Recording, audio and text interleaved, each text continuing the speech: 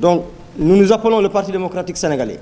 Nous sommes un parti fondamentalement ancré sur les valeurs démocratiques. Je rappelle bien souvent, ça me fait citer David Asimba Johnson, qui disait tantôt que la répétition est l'art de la pédagogie.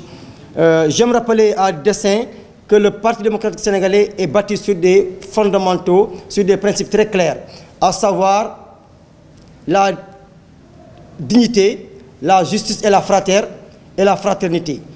Nous sommes un parti politique qui incarne le libéralisme. Déjà depuis 1974, le Parti démocratique sénégalais est le premier parti d'opposition légalement institué en Afrique. Et je rappelle souvent que Christine Deschouch a consacré au PDS déjà un livre, une thèse de doctorat en 1983. Le Parti démocratique sénégalais, une opposition légale en Afrique. C'est l'intitulé de son ouvrage. Qu'est-ce qui s'est passé? Le PDS, je l'ai rappelé dans mes propos préliminaires, était engagé dans des renouvellements de 2022 à 2023. Moi-même qui vous parle, j'ai vendu des cartes de membres avec les sœurs et frères avec qui nous étions engagés dans la commune de Ziguinchor dans ces renouvellements. Et je vous le jure, je suis sorti vainqueur de ces renouvellements. Il était très clair que celui qui vend le plus grand nombre de cartes de membres, celui qui monte le plus grand nombre de secteurs, passe devant. Et à Ziguinchor, je contrôle largement le terrain. Et c'est ça la vérité. Et au sortir de ces renouvellements, j'ai été spolié. Pour reprendre le terme qui a fait un peu actualité ces derniers temps, dans le cadre des candidatures. J'ai été spolié, c'est ça la vérité. Nous avons fait des recours dûment établis, adressés à notre parti, à la direction nationale du Parti démocratique sénégalais, pour que justice soit faite, pour que justice soit rendue. On ne nous a jamais écoutés et regardés. Et c'est ça la vérité. Alors que nous sommes bâtis sur des principes de justice, je l'ai dit récemment. Ironie du sort, ce même Parti démocratique sénégalais, quand notre candidat a été recalé, le 20 janvier 2024, c'est ce même Parti démocratique sénégalais qui a commandité une commission d'enquête parlementaire contre le Conseil constitutionnel. Mais après, qui dépose recours au niveau de la Cour suprême pour demander à ce que notre candidat soit rétabli dans ses droits. On ne peut pas comprendre que dans un grand parti comme le Parti démocratique sénégalais, qu'on refuse, n'est-ce pas, de jouer au jeu démocratique à l'interne et demander à ce que justice soit rendue à notre candidat. Bien que Karim ait été lésé dans cet exercice. Il n'était pas légitime que Karim manque l'élection présidentielle de 2024 au Sénégal. C'est ça la vérité. Parce qu'il remplissait les critères, il remplissait toutes les conditions pour être candidat à l'élection présidentielle de 2024. C'est ça ma conviction. Ça c'est très clair. Il n'y a pas de doute là-dessus. Mais je demande simplement que la démocratie interne soit de rigueur dans notre Parti démocratique sénégalais. C'est ça la vérité. Alors, à la veille de l'élection présidentielle, on l'a vu, c'est au sud de tout le monde, une note est sortie, une circulaire, qui demande à ce que les militantes et militants du Parti démocratique sénégalais votent la coalition de Diomaye Président. Naturellement, moi, Omar Sadio, si vous voulez, si on se confère au statut du parti et à la vision du père fondateur du libéralisme africain, je veux nommer le président Abdoulaye Wade, moi, effectivement, vous avez raison, j'ai pris le contre-courant de la directive de mon parti pour une simple raison.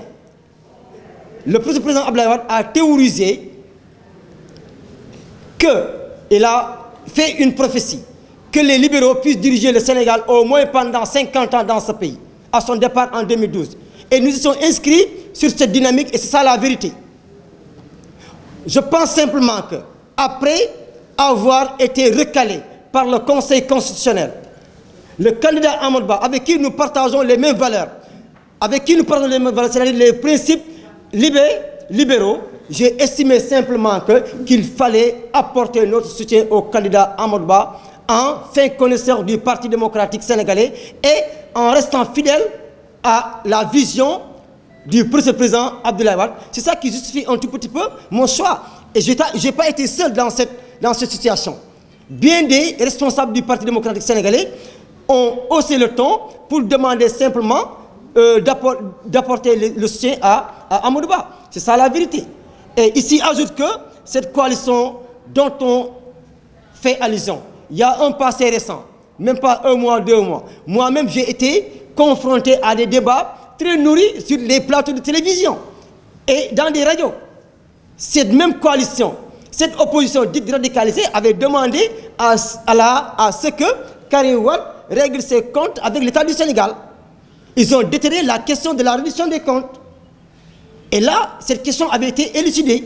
Des commissions rogatoires avaient été montées partout dans le monde, à Singapour, à Monaco, et partout dans le monde, et jamais aucun centime de franc n'a été trouvé, pris par le candidat ou le frère Karim Wade quand il était en exercice, si vous voulez, aux côtés de son papa dans le gouvernement du Sénégal. C'est ça ce qui motive, moi, mon option de ne pas répondre à l'invitation de mon parti, et en militant libre, en responsable démocratique très libre, j'ai estimé qu'il fallait apporter le soutien à Amadou Ba, et je ne le regrette pas.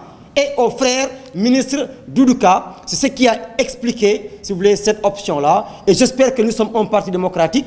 Dès l'instant qu'en 2019 déjà, le président Abdoulaye Wade, le professeur, n'a pas donné de consigne de vote quand il s'est agi d'apporter son soutien à un candidat ou à un autre. Je comprends mal comment, en 2024, le président Abdoulaye Wade, le professeur, comme je le nomme à dessein, pourrait être à ce niveau, demander à ce qu'on vote pour un candidat autre que notre frère candidat Karim Wade. C'est ça la vérité. Si vous permettez, je voudrais un peu rajouter une petite clarification concernant mon soutien apporté au candidat Amadou Ba. Je l'avais dit clairement, nous partageons là le même ADN, c'est le libéralisme en réalité. Et le soutien apporté au frère le ministre Doudou Ka, là aussi il faut le clarifier. Il a dit, je voudrais simplement dire qu'en réalité, nous étions réunis dans le cadre d'une alliance et d'une coalition.